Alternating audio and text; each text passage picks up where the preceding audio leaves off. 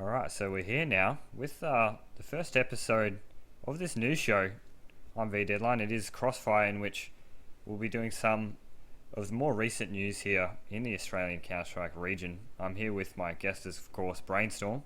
How you doing, mate? Hey. Oh, look, pretty excited. There's been a lot going on, so we've got a lot to talk about. Yeah, absolutely. And like this is sort of like the week of beginnings here for just about Australian Counter-Strike. So to sort of kick us off here, we have ESEA Premier, in which we have seen a first few couple of maps here, and first of all we saw Nuke.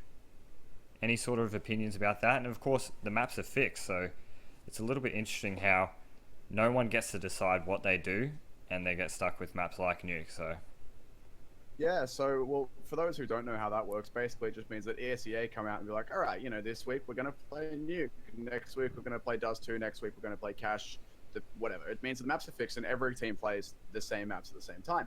So the problem with that is it means that, so far as I'm aware, every team has to play every single map. So it doesn't matter what your map pool is. If you've got a good map, you'll get it.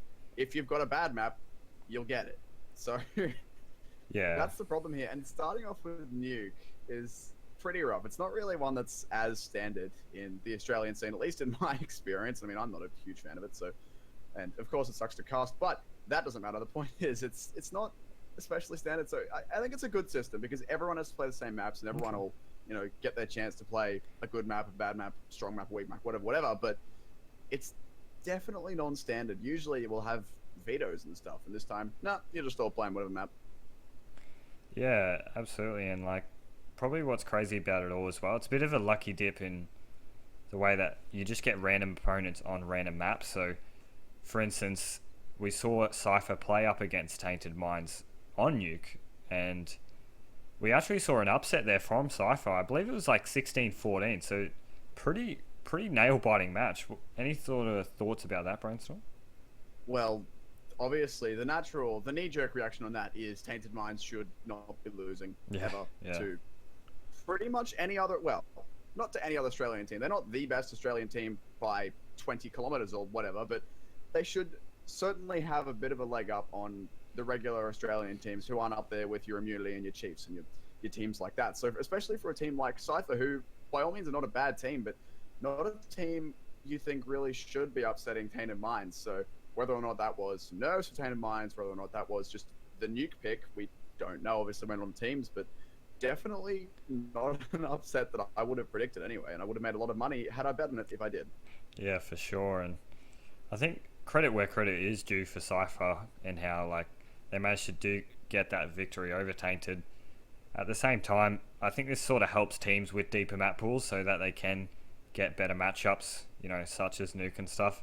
I think, as well as we're actually recording this, Cypher are doing a pretty good job in the ESEA-P league. They actually just took their victory over Darksided on Dust2 16-13, so they're actually doing alright. Yeah. That's a big win. We've seen Darksided be very strong as of late, so that's a nice win for them. They'll be enjoying that one. Yeah, exactly, and that just goes back to having those deeper map pools as well.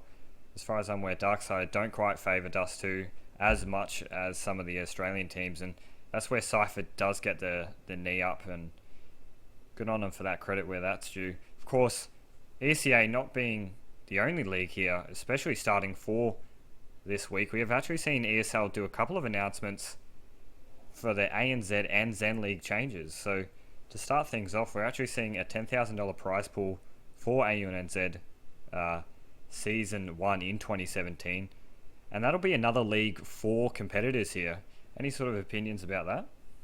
Well, sorry, not ZEN League, that's the next one. AU NZ Champs it's going to be interesting. I mean, it's a different format. We've seen they've announced both a Counter-Strike League and a Rocket League League. Is that really how I'm going to word that? But Rocket League, from a big Rocket League is, very exciting. But, this is Counter-Strike show. Back to the Counter-Strike side of things. Another big league is definitely exciting for all teams who get a chance to play in it.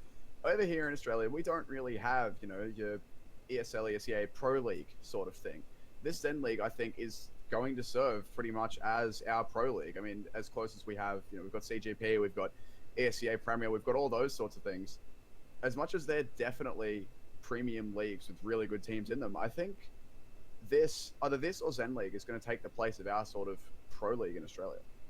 Yeah, and that's really good to see, of course, because now we actually have a lot of consistency just throughout 2017 ESL committing to multiple seasons of the AU NZ League, and for competitors that just really helps in how they can just not have to worry about any sort of dry zones or downtime in their practice at all. They're just going to be constantly playing the best teams in the region, and what that will do is help sort of facilitate growth to the best of like Australia's ability, at least. How, you know, we can see a few scrims here and there, but really it's these match environments like ESL, AU and NZ where you really do get the best out of every team, and hopefully that can help each other out a bit.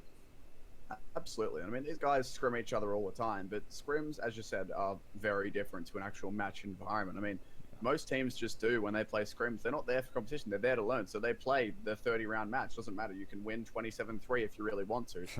There's not that pressure of we have to be the first to get 16 rounds, or we're going to play overtime, whatever. A scrim is just, hey, we're here to try things out, work through it. Of course, we want to win, but we're also just here to try and learn as a team, and both teams are there to do that. So having this more accessible, more frequent competitive environment, I think is going to be great for the growth of all of these teams. Yeah, for sure. And to just sort of mention those teams as well, because what we did actually see is some direct invites shown from ESL.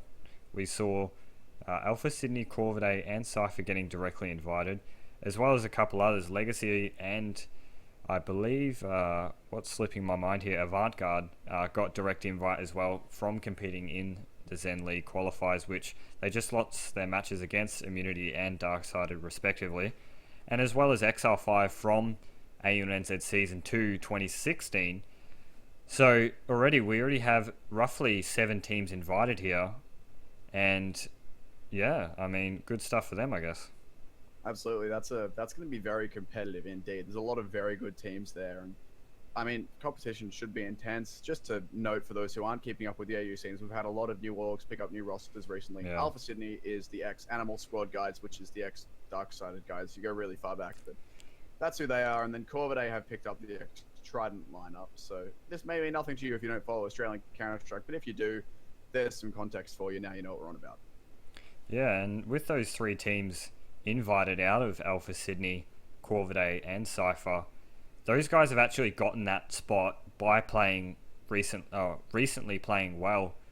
Of course, we've seen that from Cypher, but do you have any sort of general opinions of how ESL have approached this sort of invite system, and do you think it's justified for these 3? I think these teams can be justified. I mean, if we're looking at Animal Squad, they've played very well recently.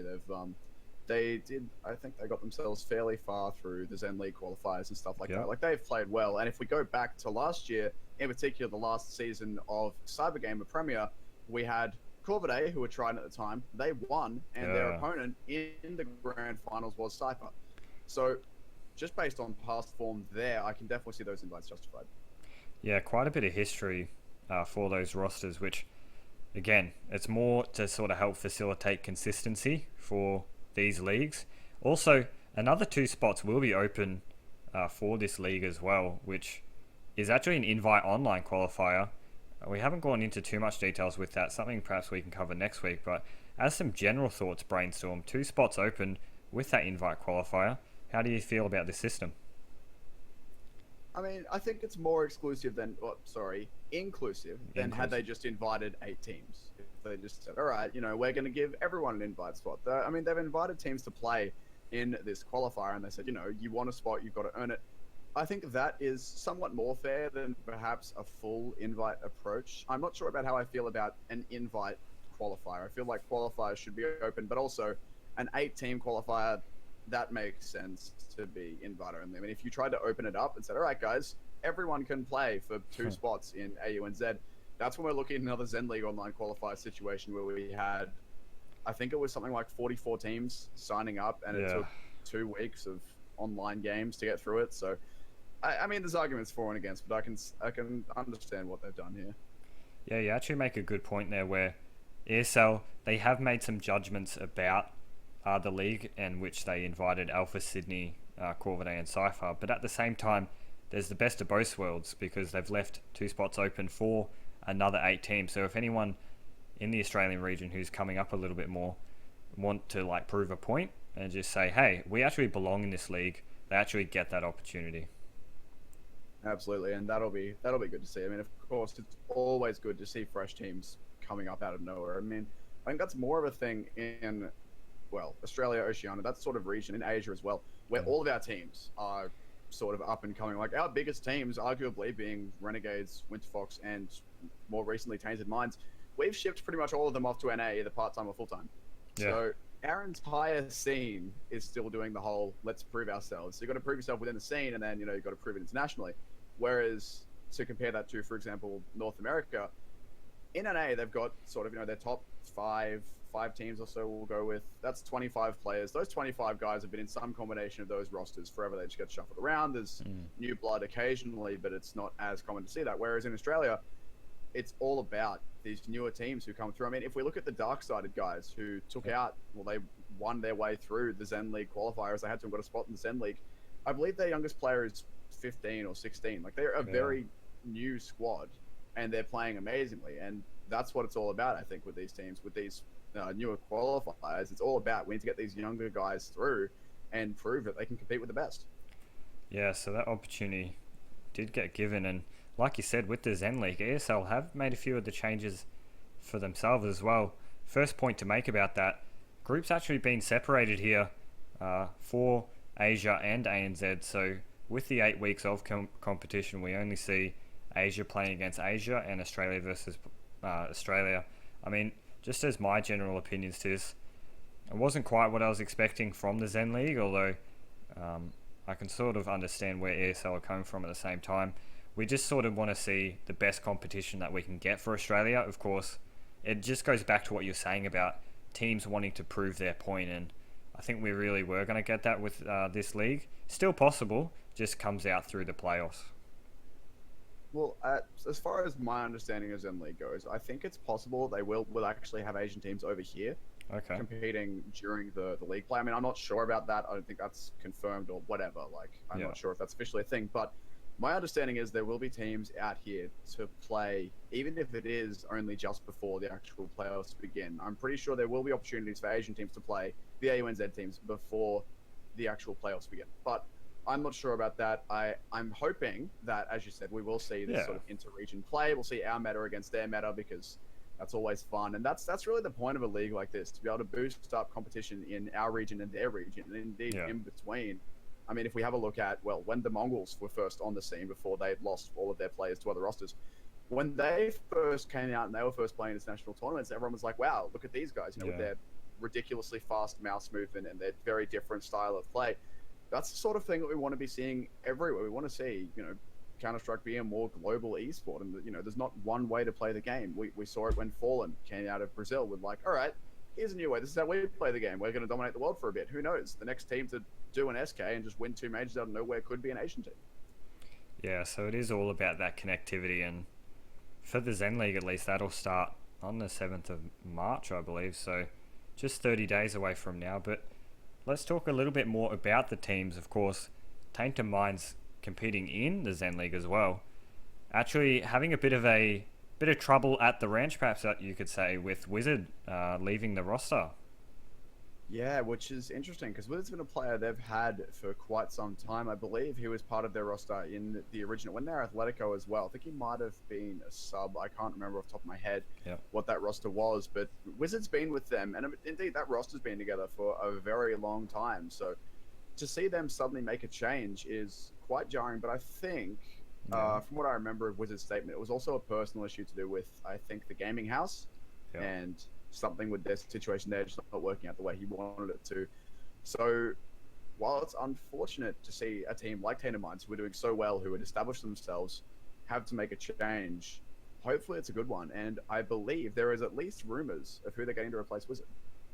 Yeah, there is. And before we touch on that just too much, I mean, you talked a bit before about how they've had these good opportunities, Tainted Minds. If Wizard were to leave, it'd be for the right reasons, and in this case, it's a gaming house. So we haven't really seen too many gaming houses for AUCS, but We've seen a little bit for League of Legends actually in the OPL League, where every OPL team has a gaming house, but now we've actually seen a little bit dip into CS, starting off here with Tainted Minds. Do you have any sort of general opinions as to that? Well, I mean, gaming houses can work. I think it depends on the team, the players, the individual chemistry in the people who are living in them, because we've seen not so much in Australia, as you said. I mean, there's been a bit in other games. I mean, I know Avant-Garde, for example, have a team house because they always post about it on Twitter, and it's very public, and they use it as a PR thing, which that can work. That's fine if the players are happy with it. But to look internationally, we've seen a bunch of players get gaming houses. For example, Cloud9 have one that I know of, Cloud9 Counter-Strike, and they recently had Shroud move out of that because he was like, I don't want to live with my teammates full time. I want to have my own life separate from Counter-Strike, separate from, because this is a job for these guys, I want to have my own life separate from work, which is entirely justifiable, and I think a lot of people go along with that. So I think gaming houses, as a general rule, I mean, again, I'm not a pro player, I'm not in this situation, so this is all my opinion, but I reckon gaming house is one of those things where if you want one, everyone on the team has to want it, not just the organization being like, hey, we've bought a house, we expect you to live in it now. I think it should be one of those decisions that's made as a team, as a unit. Yeah, that's a really good point. And as you said, like, it can be really difficult sometimes because you are just spending all your time, even your personal downtime, with each other in this house. So you really got to make sure that everyone's committed to it and everyone's enjoying it, or else it's going to be a little bit awkward between the players. But as I say that, players, of course, let's touch a little bit more on possible replacements. I mean, we have seen Dexter actually playing a few of these matches with the Tainted Mind roster, but a few of the ESEA games beforehand, suspecting to join this team. Any sort of opinions towards that, Brainstorm? Well, Dexter, for those who don't know, is maybe, there's no official announcement, so we can't really say, we can't decide on the definitive past or present tense, whatever there, but we'll go with Winter Fox, which is our other Australian team, like Renegades, that we've sort of been like, all right, North America, go. So he was with them, and they were sort of the number 2 Australian team-ish, playing internationally, doing all right. So the fact that he's coming into their roster now, or at least rumored to be coming into their roster now, he would bring with him a lot of international experience, because he's been in this Winter Fox side. They've spent some time over living and playing in North America. I believe they were in NA Pro League. So they've spent some time playing. He's got that experience of playing internationally, of playing on the bigger scale, playing the hard teams. So, and he's not a bad player either. So I think bringing him in, if that is what they do, if that is eventually confirmed or denied, either way, I think he'd be a good replacement. It's just whether or not they can get that team chemistry going, because as we said before, those Athletico, then Athletico, now Tainted Minds guys have just been playing together for so long that they're going to lose, a bit of their team chemistry they've lost. They're going to have to try and get Dexter in, which, they already have, at least in a sub capacity, to try and rebuild that team environment and that, that sort of chemistry that you have when you play with the same 4 other players for so long. Yeah, and as you said, Tainted Minds having a bit of a tight circle between each other as players, because they have such a long history, such longevity between themselves. With Dexter coming in, he needs to make sure, or the Tainted Minds players need to make sure that they have an open mind with this as well. We know Dexter has done in-game leading in the past. He has done AWPing in the past as well, so don't want him stepping on Sonic or Infrequent's toes in that sense, because those two are quite established. They do great jobs within the team. But at the same time, Dexter needs to be comfortable with where he goes. That's a very good point. But I also, now that you mention it, the double AWP on the CT side of Dexter and Infrequent would be terrifying. Yeah.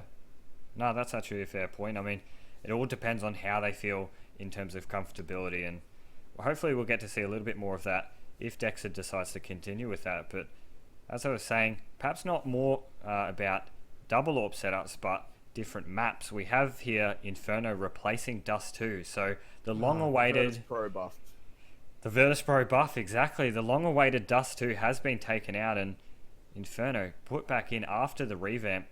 Any sort of first opinions here? Well, just to clarify for those who don't get what I just said, the reason I say it's the Virtus Pro buff is because Virtus Pro really only have one map they're not so crash hot on, and that's Dust 2, and now it's gone. So they're perma-banned, and every single veto has just been perma-banned, I guess. So that's gonna help any team whose Dust 2 was a bad map for, and of course it's gonna hinder those who Dust 2 was a good map for, which means Australian Counter-Strike, we all love Dust 2, we all play Dust 2, we're all good on Dust 2, usually, especially in our international scene. We've seen, when Renegades and Winterfox come up against NA and EU teams, the maps they seem to do well on, or best on, are the standard sort of Australian Oceanic sort of triple map of the puggy map. So we have our good maps typically as a region of Dust 2, Keisha, Mirage, and now one of those is gone. And I mean, we are seeing some of our teams start to shift away from Dust 2 a bit, which is convenient because now it's out of map pool. But this is definitely going to affect pretty much every team. Dust 2 being that it's the Counter-Strike map, really. If we're talking history of the game, we're talking recognizability of the game, we're talking Dust 2. It is the quintessential, I guess, Counter-Strike map. So every team, I think, has an opinion on it. There's no one. It's not like the Nuke sort of map where teams are just like, we'll leave it in the beta. If we get it, we don't care. If we don't get it, we don't care. It's Dust 2 as a map you like to play, or you don't really, because there's no team that does not know how, in theory. So it being taken out, I think it's going to affect a lot of teams, but also Inferno coming back in. That I'm excited to see, as we did see, not so long ago. I can't remember when it was. In the last couple of months, Valve went and took Inferno. They yoinked out of the map pool. They brought it back in. They made it all new and shiny. They're like, all right, guys, here you go. Here's your new Inferno last week. Or here's your permanent replacement of Dust 2 out, Inferno in. So that's going to be interesting. I think these teams do have a little while to adjust to Inferno, at least being in competitions. I'm not sure if it was played at the IM Katowice qualifiers, which just went on. I'm pretty sure it's being played in terms of events that are coming up, maybe not in Australian stuff, but internationally. I know ESL's Pro League, cheeky plug, by the way, watch that. ESL's Pro League, they're left Dust 2 in for week 1, which is this week coming, and then next week they're going to take that out and they're going to swap it out for Inferno. So teams, basically, it's a big flashing sign that says, hey guys, you've got a week to learn Inferno. So that's ESL's opinion. What do you know about other leagues? So what are the other organizers' opinions on this? Well, we can see already that CyberGamer have taken upon this Inferno replacement pretty bloody quick. We saw Immunity actually playing up against, I believe it was, I'm just trying to cast my mind back to it, one or other of the teams in this league. But nevertheless, Team Immunity having a strong history, or like a very long history in Counter-Strike, you can see when Inferno does come out, they're straight back onto it. And Legacy, maybe? Yeah, Legacy, that's exactly right, yeah. So they did actually take the victory against Legacy in the CyberGamer League, which, with them having a long history, they've just picked it back up again. James, very comfortable on the map. I think they had quite a lot of success with it back in the sort of Sniper, Ricky, Yam sort of Immunity days. But in saying that, CyberGamer jumping on board. ESEA, not quite sure. I don't think they have been really. I mean, this week we're actually been seeing Dust 2 maps being played still, which is a little bit concerning for some, better for others. But I mean, whether that gets replaced this season or not, it doesn't look likely here. And you've sort of referred a little bit more to ESL, and they're yet to be determined. Sort of coming in the next week, perhaps. How that affects AU and NZ, we're not too sure. But you can see all kinds of results with this sudden change, which we see all the time from Valve. Classic Valve. Hey, we're just going to release it, man. You guys can just make do. In terms of ESEA, I think they're doing I've not seen an official announcement. I don't think it's officially confirmed, but from what I've seen on Twitter, which is of course the most reliable of sources, but what I've seen from all the pro players that I follow from the Australian scene and stuff like that on Twitter, is that they're all saying, this is Dust 2 week, goodbye Dust 2. And I don't know whether that's because, as we were discussing before, as ESEA does do maps by week, whether that's because this is just they only play Dust 2 once, because it's an 8-week league or whatever, there's 8 maps now, they only play each map once, and this is the end of Dust 2, or whether they mean goodbye Dust 2 because we're replacing you with Inferno. I don't know, but I think ESEA will be getting rid of Dust 2 in one way or other, if only because of the way they do the map system with maps by week, but we'll see. Yeah, so just a bit of bad timing there for ESEA, but nevertheless, Dust 2 does remain. Yeah, it is how it is, but in saying so, CyberGamer did agree to it, and for them, something I've sort of referred to a little bit before, they've actually started CGPL Season 10 here, so bit of details or context on top of that. 16 grand prize pool and LAN finals in Adelaide, actually, of all places. They have their very own studio here. Any sort of opinions for those outlining tournament? Now, CyberGamer do a season, They have their annual season. So season 10, I believe, is the 10th year anniversary of CyberGamer, and for their 10th year, they were like, sweet, let's do something special. Now, while we're on that point, I would like to point out that I believe it's ESEA-P who has a $10,000 prize pool for ESEA-P. I'd just like to award CyberGamer the humor points they deserve for making the prize pool for CGP. Yeah. That's the one. It was WPGI. WPGI's $10,000 prize pool. CGP, which is the top league of CyberGamer, has a prize pool of $10,001. So one-upped. One-upped in every sense of the word. Look, it's some friendly banter, but it's always fun to see.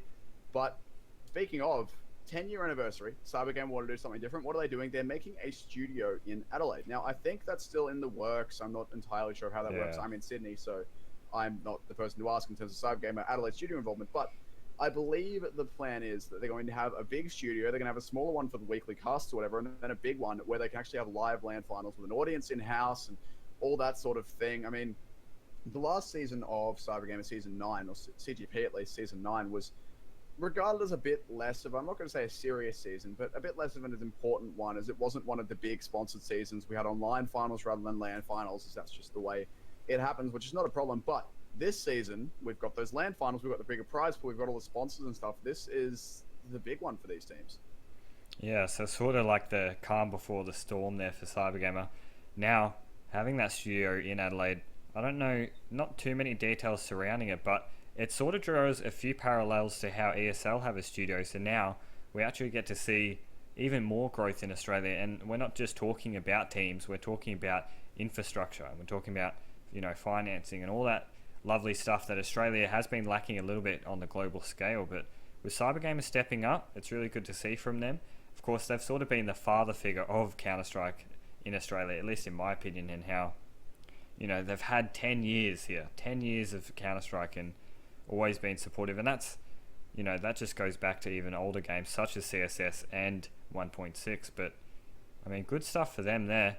In terms of the actual league matches, I've only seen 2 series go on here. Actually 4, I believe. But the main ones to pick out here, Immunity up against Legacy, or Sif, sorry, actually, my mistake. It is actually Sif this whole time. We actually saw them picking up their own map picks, which was Inferno, and Sif picking up Cobble. First point to make, I'd like to say here, Brainstorm, Sif Gaming picking up Cobble there. Yeah, Sif against Cobble and Inferno, against Immunity, not against Inferno. That's a map, can't fight a map with a map, but Immunity losing on Cobble is a bit of an interesting one, as Immunity in general, they've had their roster together for a long time. James, their RGL, has been not only around the Australian scene for a long time, but he is well known to the Immunity brand. I believe back in the days of Sniper Team Immunity, who's now on Athletico. Back in that day, James was on the team. Then he left, and racking my brains, I believe with a few of the other Immunity members, he joined ADD, which was then picked back up again, or at least a few of them were, by Immunity, and now he's back with Immunity. So he's familiar to the Immunity brand, and of course his teammates and all that sort of thing. So they're regarded as one of the better teams in Australia, not only strategically because they've been playing together for a while, but also aim-wise. They're just one of our better sort of premier teams. So to see them lose against SYF, who are, again, by no means a bad team, but perhaps not as one with as much expectation to win or to upset against these bigger teams, see them lose, especially on a map like Cobble, which they're usually pretty strong on, is very interesting. But speaking of interesting, Immunity picked Inferno. That's all right. That's what I was saying about how Immunity have such a long history, and the players, of course, like you said, James, going straight back to Inferno when it comes out. Throws a spanner in the works here for Sif. But, like you said, credit where credit is due. They actually picked up Cobble there. Bit of a closer series. I think it was like 16-13 or something. But at the end of the day, map wins is what counts here. And Sif, they did a really good job there. We actually saw another series as well that night, which we saw Chiefs up against Legacy. We actually got to see Cobble again, and we got to see Nuke from Chiefs, both blitzing their matches here. Nuke, man, it's one of those maps. Yeah, Chiefs actually favour to it quite a lot here, and really, they've done well to pick up those first 2 maps against Legacy. Pretty good org and team here in the Australian region. Yeah, of course, and Legacy, I mean, they haven't had a Counter-Strike team in a little while. I believe the last Counter-Strike team they had would have been the one that Havoc, I think, was on after he came back to Australia after being retired from Renegades. They may have had one more recently that I'm not aware of, but this Legacy lineup used to be called amusingly the Cut Crew, and they were picked up by Legacy after their successful run through. I think they had a successful run through the lower bracket. Yeah, that's correct. Of the ZEN League Online Qualifiers before making it to the LAN and unfortunately getting beaten out there. But definitely a strong team, a young team by all accounts. They've been around for a while, but all their players are quite young. For those who aren't familiar with that lineup, it's captained by Gotzelov. It's a lineup that he handpicked himself to be like, all right, guys, this is our lineup of players who've been around for a while. Maybe not in Div 1, maybe floating around Div 2 sort of area, but this is our team to make a run at Div 1. And so far, they've definitely had, they've made a pretty good effort of doing that. That said, coming up against Chiefs, Chiefs another org that have just been around Australia for forever. They've had Counter-Strike teams forever, and they're definitely a very, very strong team. And Chiefs, I believe, also do quite enjoy their cobbles. Not surprised to see them winning that. And the Nuke pick, we're at a state right now with Nuke, especially in Australia, where if a team picks it, it's because they're either trying to wildcard the other team, being like, we aren't prepped for this, but neither are they, or it's because they're actually confident on it. So both of those things, whichever it was, I assume it's because they were prepped on it, but went Chiefs' way and they took the win in there too. Yeah, it's really one or the other with Nuke, and Chiefs did a really good job there with picking up Cobble and Nuke. Legacy, they're not actually a bad roster. Like you said, the org has a lot of history and the players have quite a lot of prowess. It's just Chiefs edging themselves out just narrowly 2-0, and that's where it comes back to those map victories. It looks, from the outset in, 2-0, wow, Chiefs doing a really good job there, but at the same time, Legacy just had it as well. They're just slightly letting it go towards the end. Another league we actually got to see moving on throughout the week, of course, is WPGI. This is a female league which Peanut Gallery are hosting. Match day 3 just concluded not too long ago. Standings were pretty even here. It was pretty much a split. 3 teams up the top, 3 teams down the bottom. But now that match day 3 came in, we actually saw some matchups that were very interesting. We actually saw Ravens up against Darkside, where one of these two teams would have to take a loss. And today, or that day at least, it was decided by Ravens taking that on Cobblestone 16-6. Pretty dominating stuff here, Brainstorm. Yeah, that's a pretty, well, as you said, dominating win, and that's going to put Ravens up at 3-0 now. But the other team who's going to be up at 3-0 is Athletico Female. Yeah. Now, these guys, I mean, I say guys, gender neutral term, it's 2017, we can do this. These girls have been around, they've been playing together for a while. Before they were Athletico Female, they were Immunity Female, and I think they played together even before they were that team. So they've been playing together for quite some time, and they're really, I suppose, they're the gatekeepers of female Counter-Strike in Australia. They're the team that's like, all right, if you want to make it and be an established, I suppose, female Counter-Strike team in the Australian scene, you've got to be able to compete with Athletico, because they're the ones who've had this longer experience. They've been around for a while, and they're the ones who are winning. And that shows, if we have a quick look at the stats of the WPGI League, I've got it up here. Both Athletico and Ravens are 3-0 in their map picks. But if we look at round win difference, Ravens have actually won 3 more rounds than Athletico have in total, because they've had to play some overtime.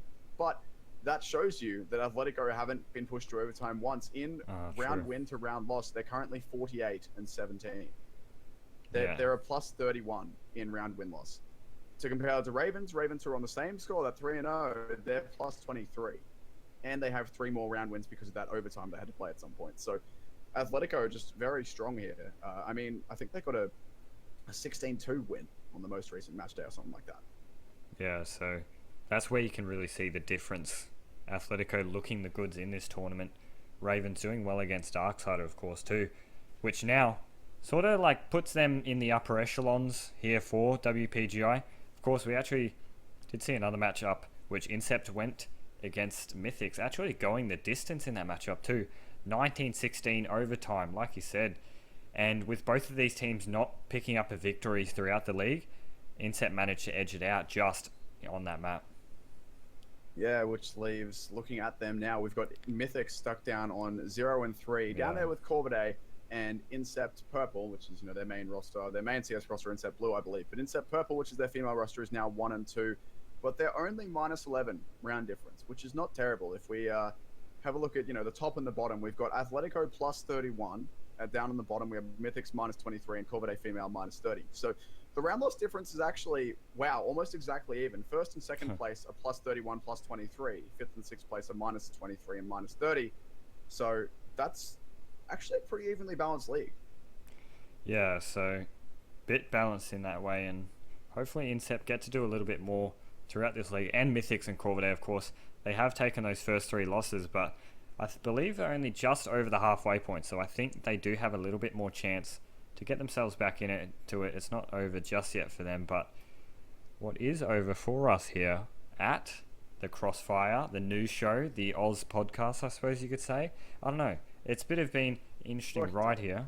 Yeah, I mean, it is the first episodes, the week of beginnings, I suppose you could say. But, I mean, it's been great here so far. And, I mean, I've really enjoyed your company here, Brainstorm. So thank you so much for that.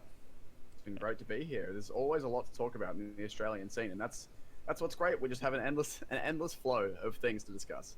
Yeah, exactly. So catch you next week, guys, when we will have another episode here of Crossfire. If you do have any recommendations or improvements you'd like to make, you know where to reach us on our social media. Twitter handles are on your screen. Of course, thank you very much, everyone, for watching, and we'll see you next week.